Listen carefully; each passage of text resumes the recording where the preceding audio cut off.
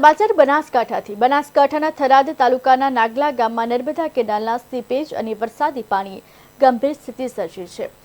2015થી 17 નર્મદા કેનાલમાંથી સતત થતા સોપેજને કારણે જમીનનું તળ નબળું પડ્યું છે। સરદાર સરોવર નર્મદા નિગમ તરફથી વરસાદી પાણીના નિકાલની કોઈ વ્યવસ્થા ન હોવાથી છેલ્લા 10 વર્ષથી ગામતળ અને 200 હેક્ટર ખેતીલાયક જમીન 6 મહિના સુધી જળબંબાકાર રહે છે।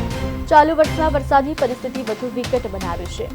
ગામતળ અને આજુબાજુના સીમતળ વિસ્તારમાં પાણી ભરાવવાથી આવવા જવાના રસ્તા બંધ થયા છે। આ સમસ્યાથી ગામની 3000ની વસ્તીને તેના પશુધન પ્રભાવિત થયા છે। ગ્રામ પંચાયત અને સહકારી મંડળીની ઇમારતો પણ પાણીમાં ડૂબી ગઈ।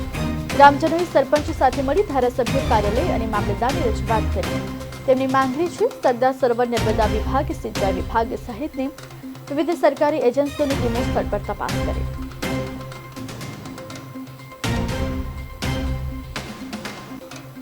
અમે आज મોહમ્મદરમાં અને શંકરભાઈ આવેદનપત્ર આપેલા હતા।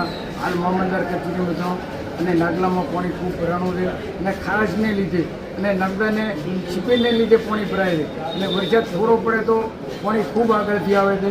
અને હાલ પણ તમે દેખી શકો છો, સવારમાં 2 મીડિયા ભાઈઓ આવ્યા હતા અને મુલાકાત લીધી છે। આગળ મંડળી, ગ્રામ પંચાયત બધું પાણી છે અને રસ્તો પણ ચાલવાનો મુશ્કેલ છે અને તો પાણીનો કાયમી